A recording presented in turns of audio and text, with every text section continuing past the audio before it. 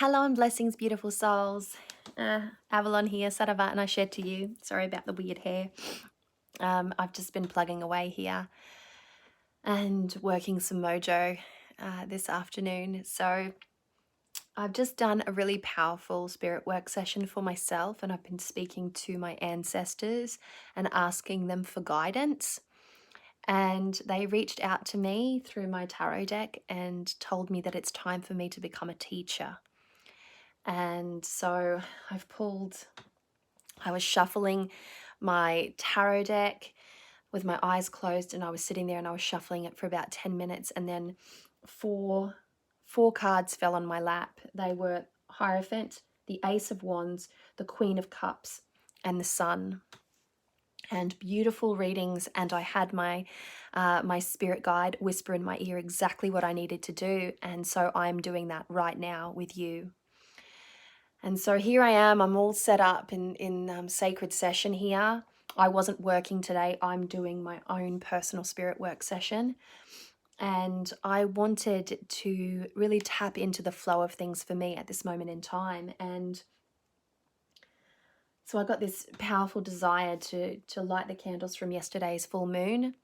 And I'm lighting them every day, and I'm sitting in sacred space. This is part of my daily practice. It's been a hectic day, so usually I do my daily practice in the morning, but today I'm doing it this afternoon. And so I'm in sacred space, and like I said, I was shuffling my tarot cards, and I know exactly what I need to do. And so I have quite a few things in the works at the moment, and I've been receiving more and more requests to create courses and to teach and to write books and to do those sorts of things. So I'm starting to really clear out my mind and really clear up some space in order for me to be able to achieve that. And so I want to start creating courses. I'm currently working on my website to be able to do that. And while that website is in the process of being properly constructed and all that kind of good stuff, I am sitting down here thinking about what it is that I can offer in the form of courses. I've had so many requests to create courses. And then when I pulled these cards today, I just knew that that was something that I needed to do. And my guide, my cheeky guide, said some things, very direct, blunt things to me. And I'm like, I hear you. Okay, I hear you. So I'm here talking to you and asking you what it is that you would like me to teach you. What would you like me to teach you? What is something that you've wanted to learn, whether it be in the field of witchcraft or whether it be in the field of tarot? I am going to continue doing a few more of my beginner witchcraft videos, and I'm hoping to get to many of the questions that I have been asked in the subsequent videos. But at some point, I'm going to cap that list and just leave it there. Because it really is something that I've been wanting to offer for some time. I've seen there be quite a deficit in that type of information on YouTube, and quite a bit of misinformation being perpetuated. And this is not me saying that there is a right way or a wrong way. I just feel that these days what is offered as far as information is more personal perspective, and it's not as robust at giving multiple perspectives, which is why I've been talking about, ceremonial magic and Wicca and traditional witchcraft, just to offer a variety, some more substance, rather than this is my opinion, this is what I do what I do kind of thing. That's not really what I'm aiming to achieve. I want people to understand that there are options. I want them to understand that there are multitudes of perspective, that there's not just one way of practicing the craft, and that there is, extensive knowledge base out there, depending on the tradition or the methods of philosophies and practices that you're adopting. And so that's really important for me, and something that I'm, quite passionate about being able to offer. So I've been putting a great deal of time and energy into creating videos that really fill a void, I feel. Hey Crimson, how you going? And so I've reached that point where I'm getting the big shove to put together some courses and to have them up in digital format on my website. And I wanted to hear from you. What would you like to learn from me? If there is anything you want to learn from me, of course. I'm just getting that call. I've shied away from that aspect of teaching for the longest time. I've never really fancied myself a teacher, but I find myself in the position of teacher quite a bit, whether I realize it or not. I've always fancied the word guide better described what I do, because I've always wanted to be able to guide people. But lately what I've been doing is teaching. I went on a retreat and I was teaching at this retreat inadvertently. I went to a yoga circle the other day and I was saying, "Oh, the full moon's coming." So, and they said, "Oh, can you give us some ideas on what to do with the full moon?" I'm like, "Write a petition. This is how you do it. Then light the candle." And I'm teaching, and every step of the way, I'm inadvertently teaching. And thanks, Crimson. Thanks, Emerald. And it's been such a nice acknowledgement, honestly, to fall into or to recognize, simply because I felt like I might have had some kind of shadow or resistance to the word teacher. And my reluctance doesn't come from anything untoward, if that makes sense. The way that I grew up, I was passively taught the craft because it was in my sphere of consciousness. It was always there. It was being practiced around me all the time. And so I didn't have a firm model in which I learnt things on. I picked things up from my grandma, picked things up from my mom, I picked things up from my auntie, picked things up from my older sister, picked things up from books, I picked things up from, coven meetings, and I spoke to spirits in Yoruba possession states, and I drank from the cups, I spoke to Preto Velho, I spoke to Eshu. And, over time, I cultivated what I know now, what I practice now. And then I came to Australia and I started to practice neo-pagan witchcraft, and now I feel a call to go back to my roots, and I've really, really been going back to my roots, and I feel like I've come full circle, and now it's time to do something with what it is that I've learnt. I have a very robust knowledge base, because I have been practicing the craft for such a long time. I wasn't one of those people that took up the craft when I was 14 years old. I was that person that was born into a family practice. And I've, I don't quite know how to put this, but sometimes I feel like I don't know, it's not enough. I guess that's what it is, because it might mean that I don't quite understand those that are coming to the craft, either later in life or in their early teens. Like, there is a moment there where there's an ignition.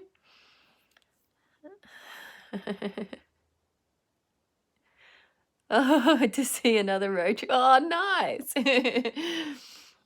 Yeah. So I don't know. I've always felt like, yeah, I don't know. It's hard to put it into terms, but I hope you understand what I mean.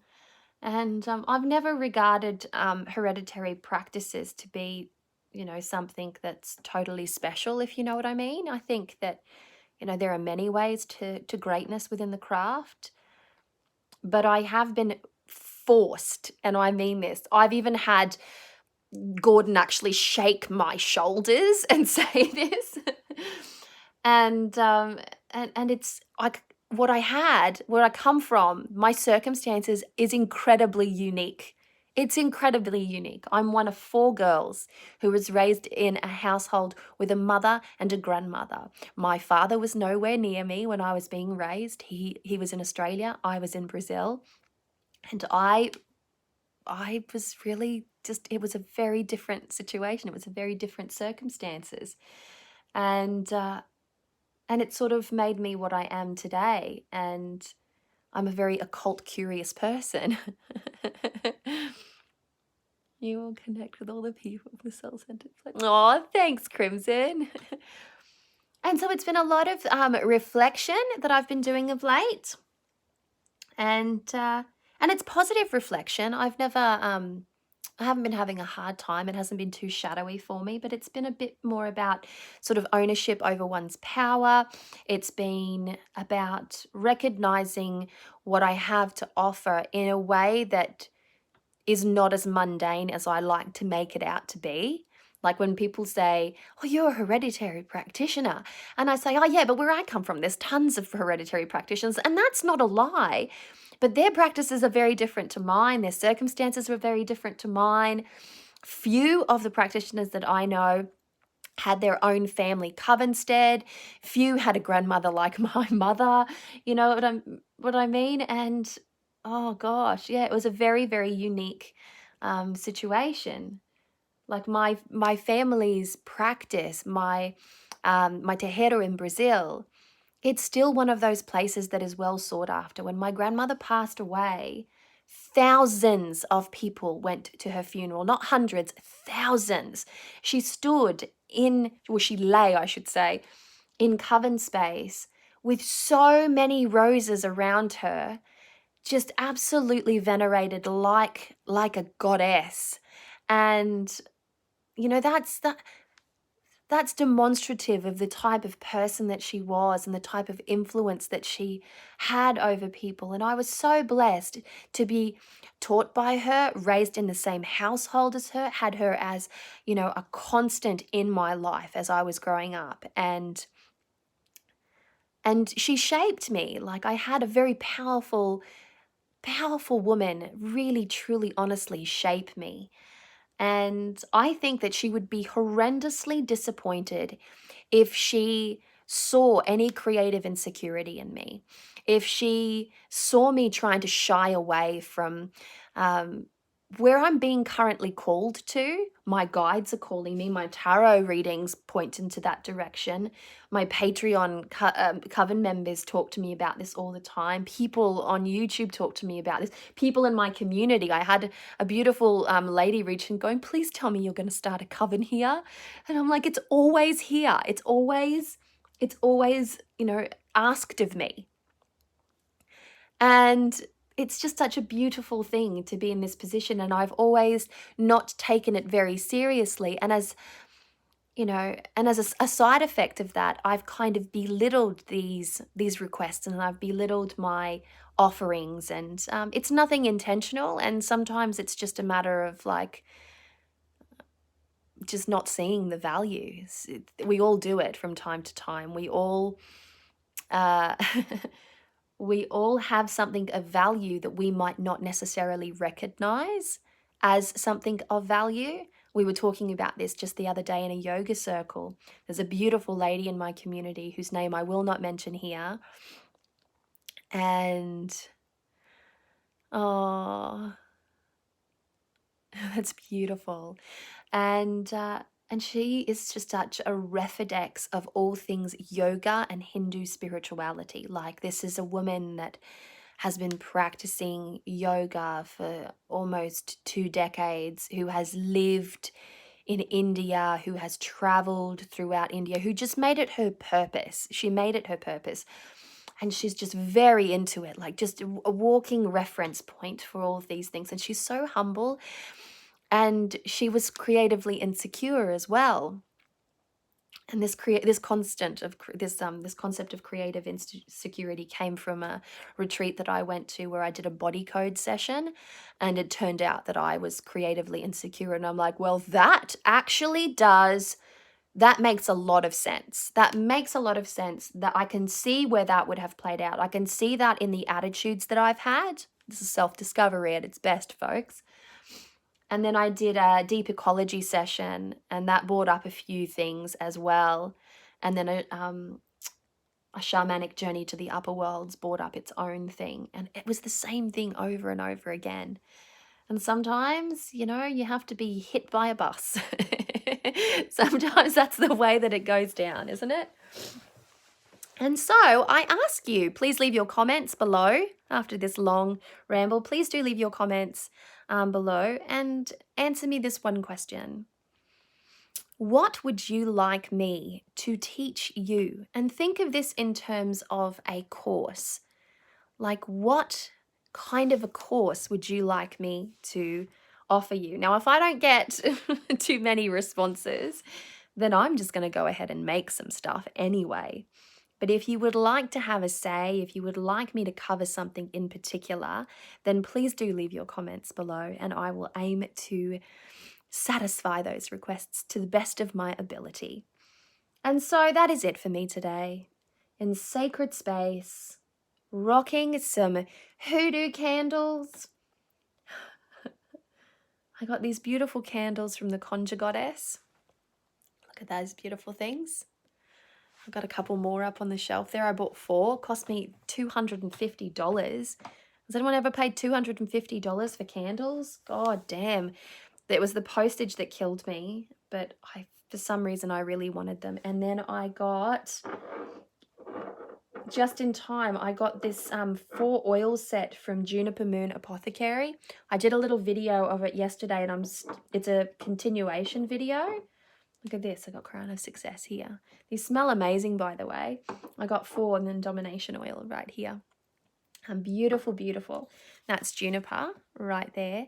And I started a video, and I'm going to continue on with that video, but I've had such a great time with Juniper's oils, and I've been putting them to test, and I really want to do them justice when I speak of them. Look at this.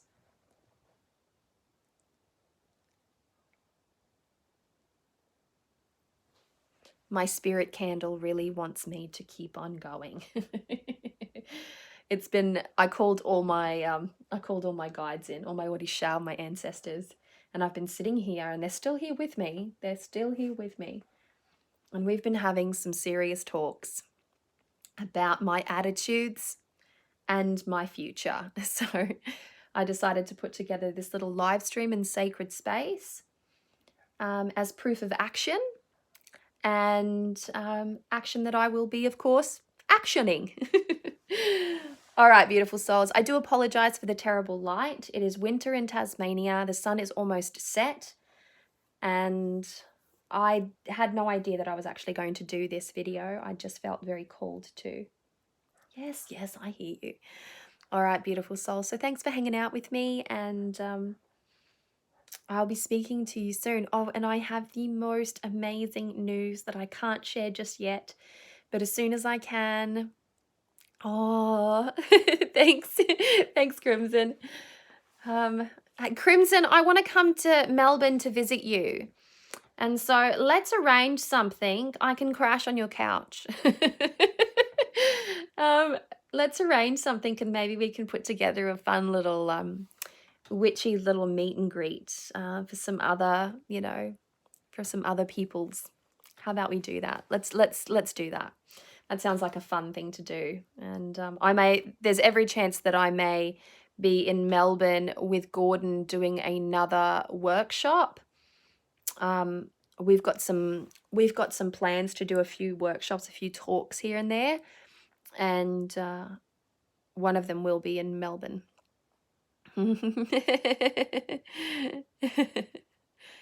Oh, Joyce, I would love to get to the US. The US has actually been calling me for a long time. I'm keen to do a road trip and try to go to all the places and see when I can do that. So there we go. And that's another thing that I would like to be able to do is I would love to be able to connect with more people. I would love to be able to, in person is what I mean. And I would love to be able to just travel to a few different places and to collaborate with some people to put on some really great workshops, whether that be in Australia or whether that be in the US or whether that be in the UK. I've got some book ideas brewing away, and I just don't have time at the moment to be writing. I'm really focused on the bone stone and all things bone stone. And the bone stone is moving along so beautifully at the moment. It's in the hands of the printer. We had a huge font issue, and now I've just paid $1,000 for a test print of the deck, the book, the box, the full package, and they are making that up right now, and they're sending that to me. And if all is well with that, holy shit.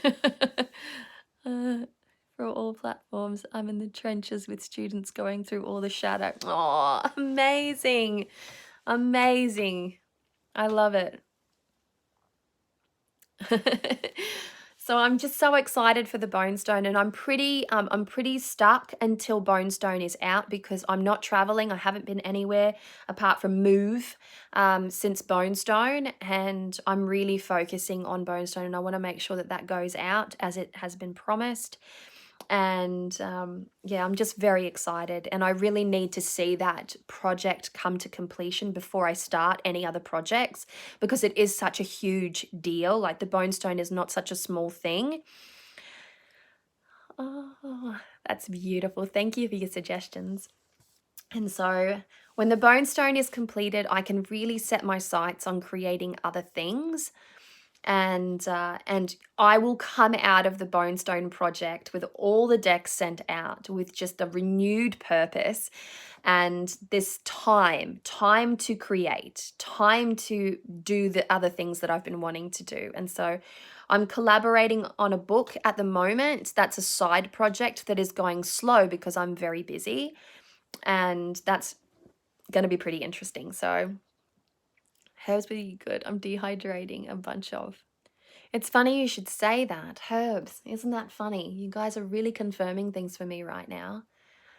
I had this, I can't even talk about it. I just had this incredible idea the other day in dream space. And I really pay attention to my dreams because I don't have them that often. I'm not a huge dream recaller, if that makes sense. I know I dream, we all do, but to wake up and say, oh, I had this amazing dream, like seldom recall my dreams unless they have Charlie Hunnam in them, in which case I seem to always be able to recall my dreams with Charlie Hunnam. So, I imagine he's an impressionable guy. So there. Yes, that's it from me today. I'll be talking to you guys soon. I'll have a new it's Jason Moore, me. I love it. I love it so much. All right, beautiful souls. Well, I'll leave it to you there and get back to my end of day and close down my spiritual session that I've got going on here.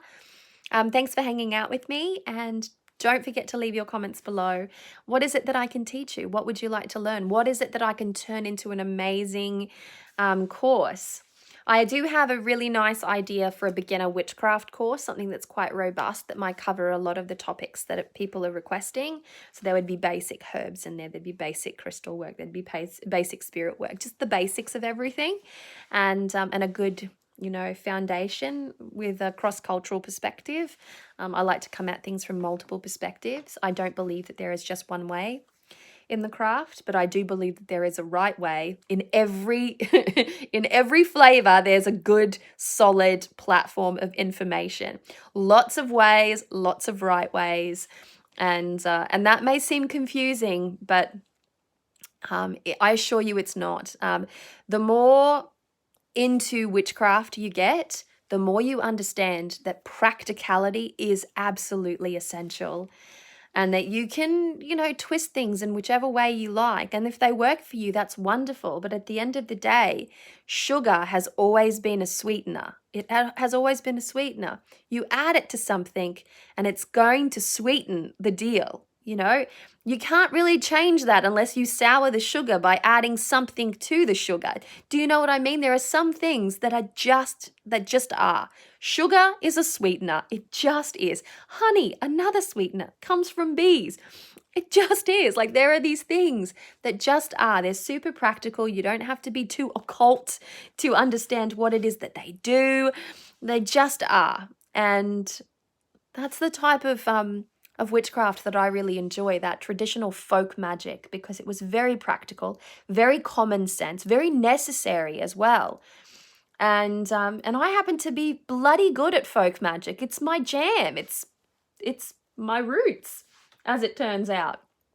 And I learned from some of the best. Honestly, I did. Folk magic, going to the witch markets in Brazil, meeting other practitioners of like folk magic, other spiritists, other umbandistas and practitioners of candomblé and kimbanda. And you know, it's a fun life, isn't it? Do what you know. Isn't that what the rule of thumb is? Isn't that what the Hierophant says? Do what you know. I don't know, my Hierophant says that. And when I say mine, I'm specifically talking about my bone stone Hierophant. All right, beautiful people. I will talk to you soon. Much love and many blessings. Mwah. Thanks for hanging out with me. See you later.